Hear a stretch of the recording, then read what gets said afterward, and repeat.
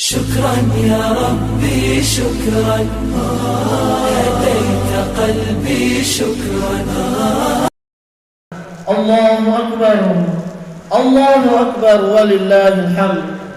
Hadirin dan hadirat yang berbahagia, di hari yang fitri ini kami akan kembali mengingatkan kepada kita semua firman Allah Subhanahu wa taala di dalam surah Al-Ahqaf ayat 15. A'udzu billahi minasy syaithanir rajim. Wa wassaynal insana biwalidayhi ihsana hamalathu ummuhu kurha wa wada'athu kurha wa hamluhu wa fisaluhu 30 syahra. Kami perintahkan kepada manusia supaya berbuat baik kepada dua orang ibu bapaknya. Ibunya mengandungnya dengan susah payah dan melahirkannya dengan susah payah pula. Mengandungnya sampai menyapinya adalah 30 bulan. Ayat di atas merupakan salah satu di antara beberapa ayat di dalam Al-Quran yang memerintahkan kepada kita semua untuk berbakti dan berbuat baik kepada kedua orang tua. Kenapa banyak kita dapati di dalam Al-Quran perintah berbuat baik kepada kedua orang tua dibanding perintah berbuat baik kepada anak? Karena anak lebih banyak lupa dan menzalimi orang tuanya dibanding orang tua kepada anaknya. Di dalam ayat di atas Allah ingatkan kita semua, karena pada waktu itu kita belum tahu apa-apa, bahwa dulu semasa kita berada di dalam kandungan selama 9 bulan, ibu kita bersusah payah, lelah, letih, tidur tak nyenyak, makan tak enak, bahkan terkadang ada yang harus diinfus dan dirawat di rumah sakit. Setelah kandungannya semakin tua, kita mulai menendang-nendang perutnya, dan pada waktu itu dia sangat bahagia. Bahkan terkadang ibu kita memanggil ayah kita untuk memegang perutnya sambil berkata, "Pak, coba rasakan anak kita bergerak dengan penuh rasa bahagia, meskipun sesungguhnya perutnya terasa sakit." Dan jika kita tidak bergerak, maka ibu kita khawatir, cemas, dan segera ke dokter untuk memeriksa kandungannya dan memastikan kita baik-baik saja. Dan puncak kesakitan yang ia rasakan ketika ibu hendak melahirkan kita ke dunia, tidak ada kesakitan di atasnya kecuali kematian. Akan tetapi ibu kita terus berjuang, tidak peduli apa yang akan terjadi pada dirinya. Yang penting hadirin, yang penting kita bisa lahir di dunia dengan selamat, meskipun nyawanya menjadi taruhannya. Setelah kita terlahir di dunia, kita belum bisa berbuat apa-apa, kita hanya bisa menangis saja. Maka ibu dan ayah kita dengan penuh kasih sayang merawat kita sambil berdoa agar umur kita panjang dan sukses di kemudian hari. Tak ingatkah kita ketika kita tertidur tanpa selimut, lalu ibu bangun untuk menyelimuti kita? Tak ingatkah kita ketika kita lagi tidur, ibu pelankan suaranya agar kita tidak terganggu, karena dia tidak rela ada yang mengganggu tidur kita, walaupun ia seekor nyamuk Maka kita terbangun di pagi hari, lalu kita mendapatkan sarapan sudah terhidangkan di sisi kita. Hadirin, saya ingin bertanya, siapa yang siapkan sarapan itu? Siapa yang siapkan sarapan itu? Demi Allah, dia adalah ibu kita. Pantas ketika ada seorang laki-laki datang kepada Rasulullah sallallahu alaihi wasallam dan bertanya kepada beliau, "Ya Rasulullah, man ahqqun nasi bi husni sahabati?" Qala ummuk. Thumma qultu thumma man? Qala ummuk. Thumma qultu thumma man? Qala ummuk. Thumma qultu thumma man? Qala abuk. Ya Rasulullah, siapakah manusia yang paling berhak mendapatkan perlakuan baikku? Rasulullah menjawab, ibumu. Kemudian siapa lagi ya Rasulullah? Ibumu. Kemudian siapa lagi ya Rasulullah? Ibumu. Kemudian siapa lagi ya Rasulullah? Ayahmu. Allahu Akbar. Allahu Akbar. Allahu Akbar walillahil hamd. Hadirin dan hadirat yang berbahagia, coba pegang kedua tangan ayah kita. Coba pegang kedua tangan ayah kita, maka kita akan merasakan kasar, tebal, dan melepuh. Tangan itulah yang bekerja siang dan malam, tidak mengenal panas ataupun dingin. Yang terpenting, dia mendapat rezeki agar kita dan ibu kita bisa tinggal di sebuah rumah, sehingga kita dan ibu kita tidak terkena sinar matahari dan tidak terkena hujan, agar kita bisa makan, agar kita bisa berpakaian, dan bahkan agar kita bisa bersekolah setinggi-tingginya.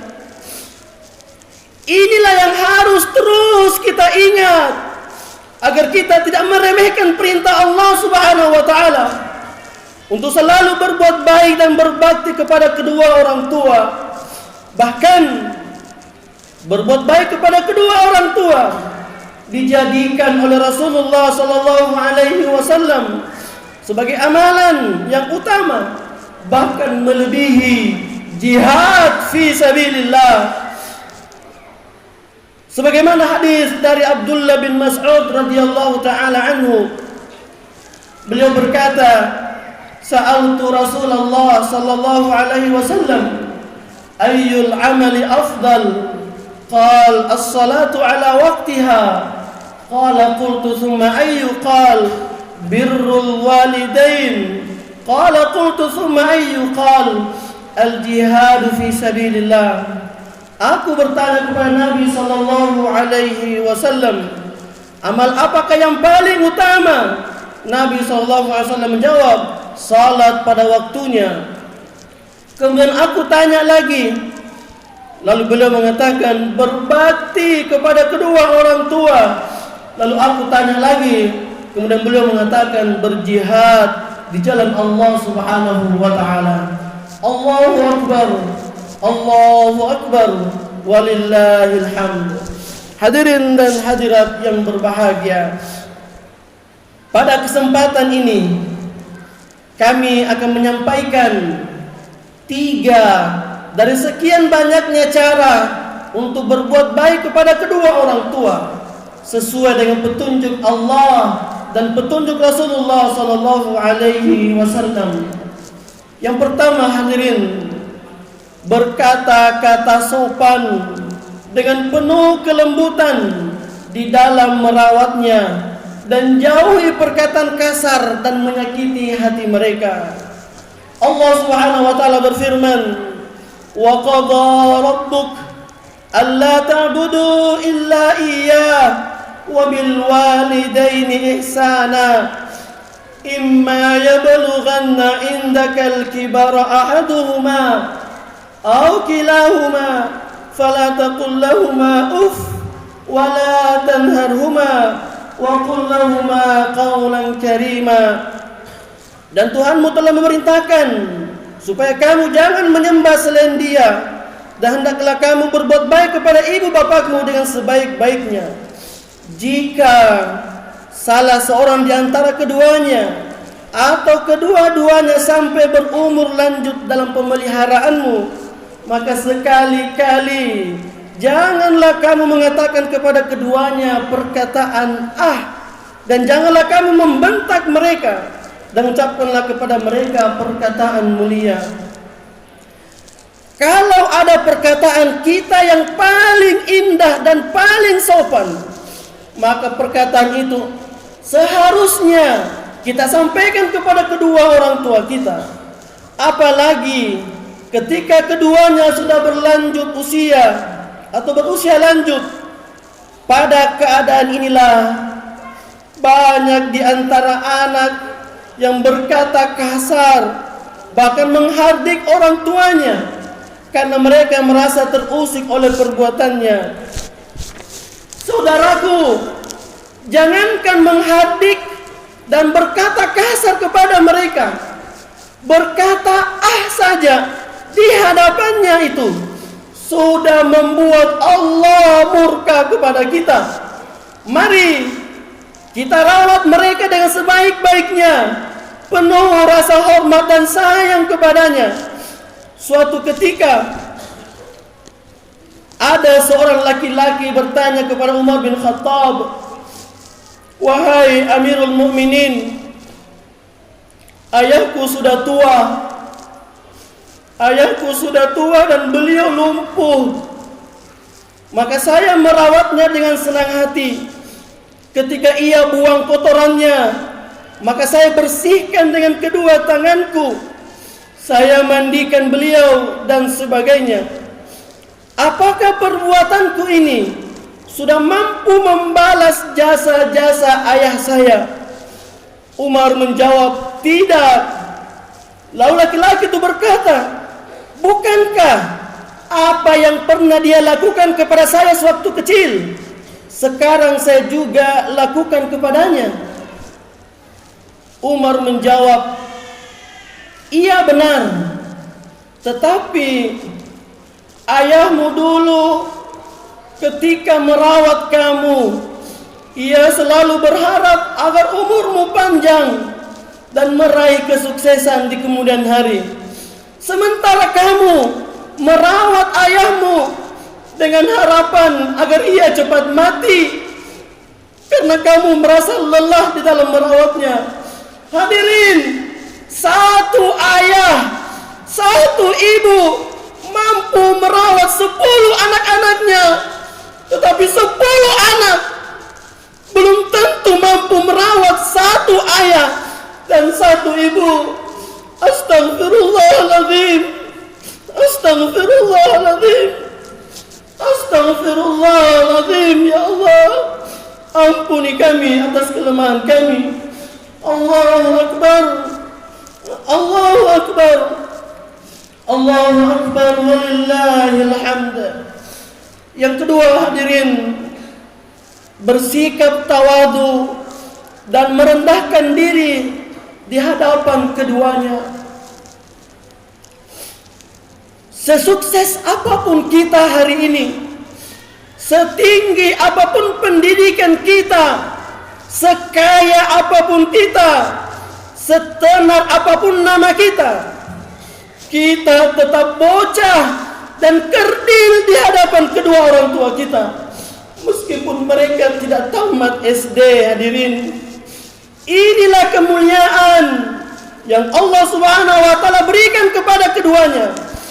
Oleh karena itu, kita harus menghormati mereka. Tidak boleh merasa memiliki kelebihan dari mereka. Kesombongan yang paling besar setelah kepada Allah Subhanahu wa taala adalah sombong kepada kedua orang tua. Wakhfid lahuma janahad dhulli minar rahmah wa qur rabbirhamhuma kama rabbayani shaghira.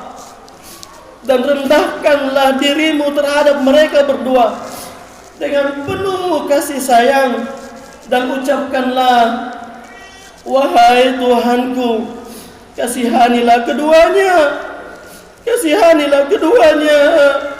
sebagaimana mereka berdua telah mendidik dan mengasihani aku sewaktu kecil. Akan tetapi, apa yang kita saksikan hari ini, banyak anak merendahkan orang tuanya.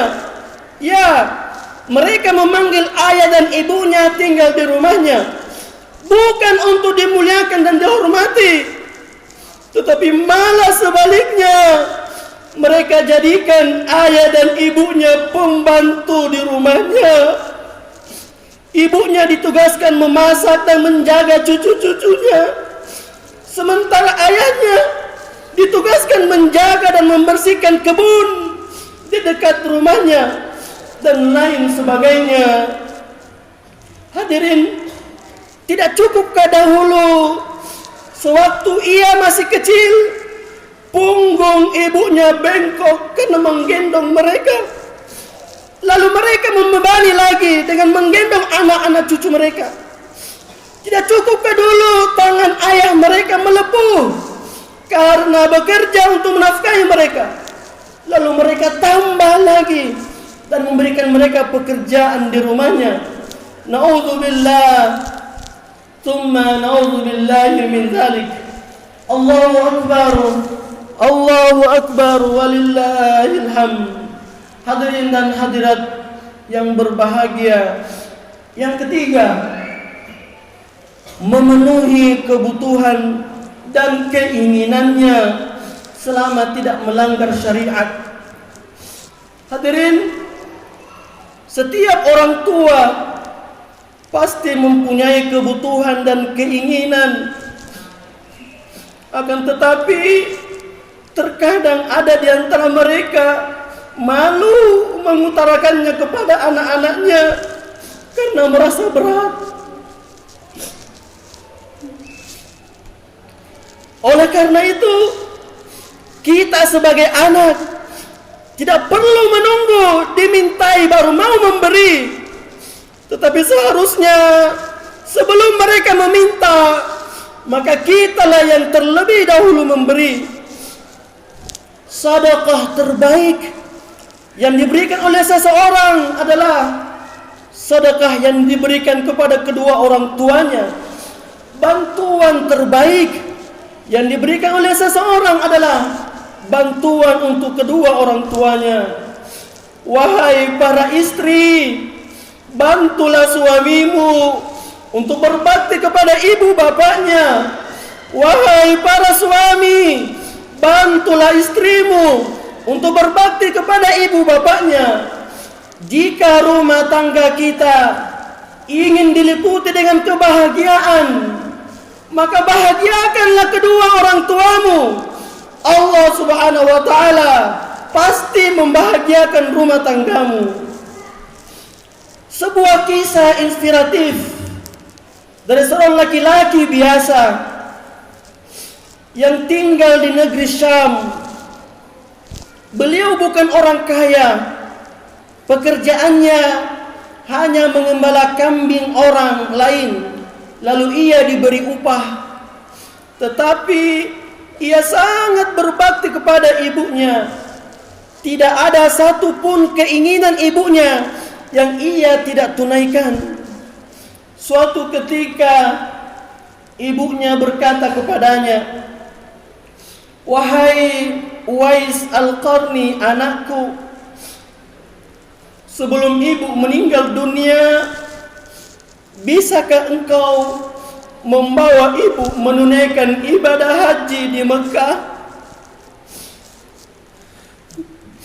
Mungkin juga ini biasa kita dengar dari ibu kita, hadirin. Permintaan inilah yang paling berat ia tunaikan. Ia membayangkan bagaimana jauhnya jarak yang harus ditempuh dari Syam ke Mekah, ribuan kilometer, hadirin. Tetapi setelah ia berpikir sejenak, maka Uwais Al-Qarni menyanggupi keinginan ibunya. Lalu keesokan harinya ia membeli anak kambing, lalu ia buatkan kandangnya di puncak gunung. Setiap hari Uwais Al-Qarni menggendong anak kambing tersebut di punggungnya, naik dan turun gunung. Hal ini dia lakukan selama 8 bulan. Tentunya kambing tersebut semakin hari semakin besar dan semakin berat. Orang-orang sekampungnya bertanya-tanya, ada apa dengan Uwais Al-Qarni? Kenapa setiap hari menggendong kambing naik turun gunung? Tahukah kita ternyata hadirin, beliau melatih punggungnya agar kuat sehingga mampu menggendong ibunya ke Mekah untuk berhaji. Karena beliau tidak memiliki apa-apa kecuali tenaga untuk membantu ibunya. Tibalah saatnya musim haji. Uwais Al-Qarni mendekati ibunya. Uwais Al-Qarni mendekati ibunya seraya berkata, "Ibu, sekarang musim haji telah tiba. Mari naik ke atas punggungku. Saya akan bawa ibu ke Mekah untuk berhaji."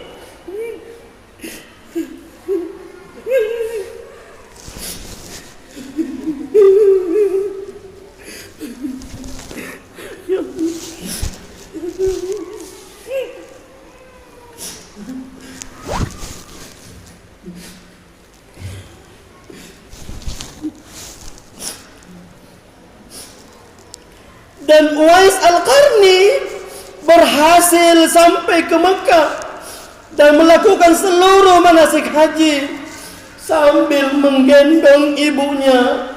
Subhanallah, Allahu Akbar.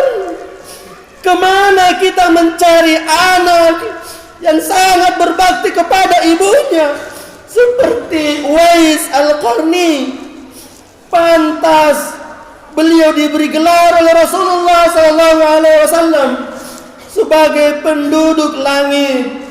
Bahkan Rasulullah SAW berpesan kepada Umar bin Khattab bahwa akan datang rombongan dari Syam ke Madinah, dan di antara rombongan tersebut ada seorang laki-laki yang di lengannya ada tanda, namanya Uwais Al-Qarni.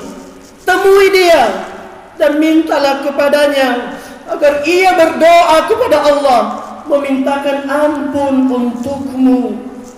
Subhanallah, sungguh mulia Uwais Al-Qarni. Dia orang biasa, akan tetapi seorang sahabat Nabi sekaliber Umar bin Khattab diminta oleh Rasulullah SAW agar didoakan olehnya. Inilah buah dari kebaktian seorang anak kepada kedua orang tuanya. Allahu Akbar, Allahu Akbar, Allahu Akbar, walillahil hamd. Hadirin dan hadirat yang berbahagia, beruntunglah kita yang hari ini kedua orang tuanya atau salah satu dari keduanya masih hidup. Mari kita raih kemuliaan dan keberkahan ini dengan cara merawat mereka dengan sebaik-baiknya, memberi mereka kebahagiaan, memuliakan mereka, karena mereka adalah salah satu pintu surga yang Allah siapkan untuk kita. Suatu ketika Harith bin Uqla mengantar jenazah ibunya. Beliau menangis sehingga orang bertanya kepadanya, "Wahai imam, kenapa engkau menangis? Bukankah kita harus bersabar menghadapi musibah? Lalu Harith menjawab, bagaimana saya tidak menangis sementara salah satu pintu surga telah ditutup untukku. Ibuku telah meninggal dunia. Itulah yang membuat saya menangis.